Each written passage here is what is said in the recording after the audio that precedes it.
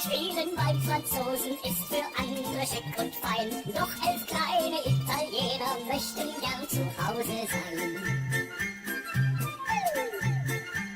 11 kleine Italiener albträumen von Mario, dem Schweini und dem Kimmich und Neuer, ja sowieso. 11 kleine Italiener, die fahren bald heim, denn mit durchschnittlich 1,50 sind sie leider viel zu klein. Und die kleinen Italiener möchten gern bei Mama sein.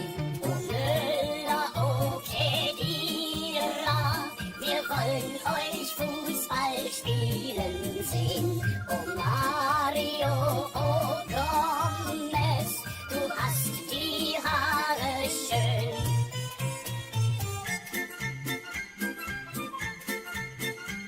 Elf kleine Italiener im Viertel wie Napoli, die essen ganz viel Pizza und treffen das Tor doch nie. 11 kleine Italiener, die sehen es